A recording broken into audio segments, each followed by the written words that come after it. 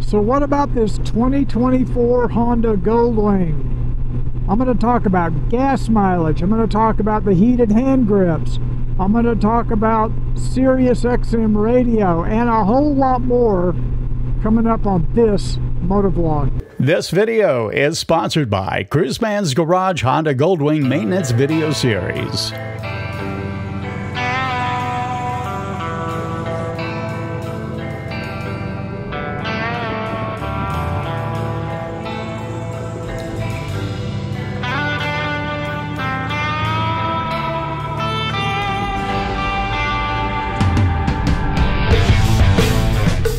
Hey everybody, welcome back to Cruiseman's MOTOVLOG. I'm Cruiseman and I am on a road trip on my way home from West Texas. I came out here a few days ago to visit my brother in Midland, Texas. And I am on Interstate 20 heading back to Carrollton, Texas. And as I told you in my last MOTOVLOG, this is a boring ride. It is not a fun ride. I do not like interstates. But I thought it would give me an opportunity this morning. You can see the sun's coming up over here. It's especially not fun on Interstate 20 because you go through a lot of construction zones. And where it comes down to one lane, you get a lot of grooved pavement where they're working on the roads. And it's just... I don't know, it's just kind of tedious. But this is my second road trip on this 2024 Honda Goldwing, and I thought I would just update you a little bit. I'm not going to do a review. I'm going to do a review video later on after I put a little more miles on the bike. And I'm also going to compare this motorcycle to my 2018 and tell you, you know, what's different, what's changed, is there any difference, and just kind of let you know, because that way if you've got a 2018 to 2020, is it worth spending the money to upgrade to a 2024 or a later model, I should say, Honda Goldwing. So first let me talk about gas mileage. On the way out here I filled up 3 times and I keep track of my fuel mileage on an app called Fuely, and I was only averaging 35.5 miles to the gallon. Now I was bucking a pretty strong headwind, just like I am this morning. It's not quite as bad this morning as it was on the way out, but I am still bucking a headwind. So I'm anxious to see what my mileage is going to be today, if it's any better. I'm maintaining about the same speeds. It's not unusual for me to get very below average mileage going on these West Texas to Dallas rides for some reason. But I have gotten as much as 42 to 43 miles per gallon, so we'll see how it works today. Also, quick update on this Insta360 camera that's on my handlebars. Or actually, it's on the action mount mounted to my mirrors. As I mentioned on the way out, it froze up on me. It does work intermittently. I don't know if it's going to freeze up on me on this recording or not. So you may only get one perspective of me looking straight ahead. I like to switch, you know, back and forth between 2 different angles, but if I can't, I can't. If it freezes up, it tends to corrupt the video file where I can't use the video. Now, I'll know when it's frozen because that little red flashing light, I'm not sure if you can see it, but that little red flashing light will stay illuminated and it won't continue to flash. It'll just stay red. And that's my indication that the camera has frozen up. I've been in communication with Insta360. I did get an RMA. When I get back home, I am going to ship this off to be inspected and repaired. And hopefully, even though it is out of warranty by a few months, hopefully they'll do the right thing and not try to take advantage of me on either repairing it or giving me some credit toward a replacement camera, because I do like the 360 camera concept. Now on my helmet I'm using the Insta360 Ace Pro, which is just their more or less their basic action camera. But anyway, enough about that. Okay, let me talk a little bit about the heated hand grips on this motorcycle. I told you on my ride back from Tennessee that I did not think the heated hand grips on this motorcycle were working correctly. It's cool enough this morning. It was about 68 degrees when I left. I left about 6:30 this morning from my brother's house, and it was about 68 degrees. Cool enough to where I could use the hand grips. And I turned them on full, level 5, and they did seem to heat up. Now, they did not seem to be level 5 heat, what I think of as level 5 heat. But both hand grips did heat up, so that was good. I finally have them turned down to level 3 now, and it's beginning to feel to me now like they're not working at all. They did come down from level 5, but honestly, right now, it doesn't even feel like I've got heated hand grips turned on. So when I get home, I've got one of those little, I don't know what is, a laser or something that you point at things to measure the heat. So I will measure the heat of these grips once I get home, and I'll report back to you how that turns out. I think they may, I don't know what it is. If any of you have had this issue with heated hand grips not heating properly or not heating enough, let me know in the comments down below. I'd be curious to know what your solution is, if there is a solution. XM Sirius Radio, which I think is sort of a scam because of how difficult they make it for you to cancel the service. However, I'm never one to turn down a free offer. And I thought when you bought a new Honda Goldwing that you got 3 months free XM Sirius Radio. Now, I looked in my packet that came with the Goldwing that has the owner's manual and all the different documentation. I didn't see anything in there about XM Sirius Radio. There was not a promotional flyer or anything like that recommending that you sign up for your free trial. I went to the SiriusXM website and I typed in my VIN number, and it says that this vehicle does not qualify for a trial.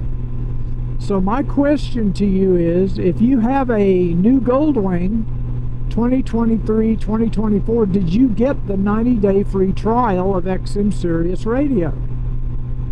And if you did you have to wait until the bike was titled, or because I have not received my title yet from the state of Texas.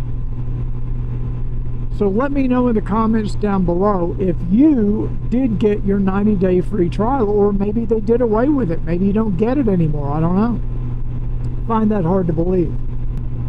I know many of you probably also follow Robert White. He's a YouTuber, Goldwing owner, has a 2023 Goldwing. And in case you did not know it, he has changed the name of his channel, which might impact your ability to find his channel. And basically what he's done is he has split his channel into 2 different channels. He's now going to have a channel just for motorcycling and another channel for his photography, which I think is a good idea. Might be a little less confusing. So if you want to find his new channel, it is Robert White Moto, M-O-T-O. I'll put it on the screen. You might need to go back to YouTube and bookmark that, just so you make sure you can find his channel.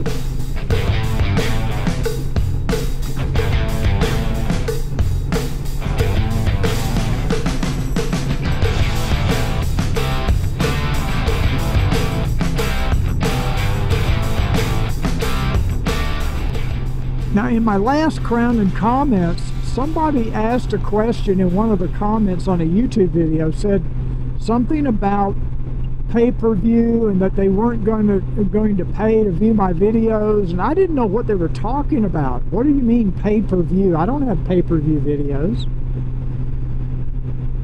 But Robert, I think, brought to my attention what they're referring to is, and let me just explain, let me give you a little background. YouTube has something called memberships, and you can join a YouTube channel. Not all YouTube channels, but on my channel you have the ability to join as a member, and basically it's your way of sort of supporting the channel financially. I think it's anywhere from $2 to $5 or $6 a month, depending on the level you choose. And one of the things that I can do as a creator is I can create special content just for members.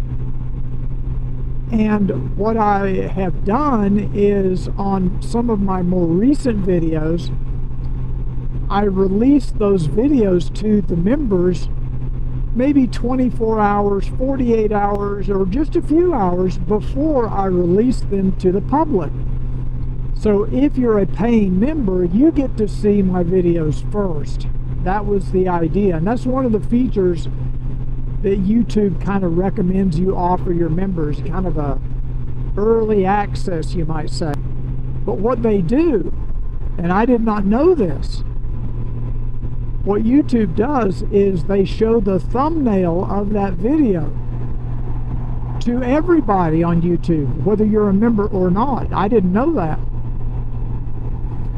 And if you're not a paying member and you click on that thumbnail, you'll get a message, something to the effect of, you have to join to watch this video. And I think it probably tells you how much that costs. So that's, I think, what this person was referring to, is he was afraid that on some of my videos now you have to pay to watch them, not knowing that maybe within a few hours the video was going to be available for free to anybody on YouTube.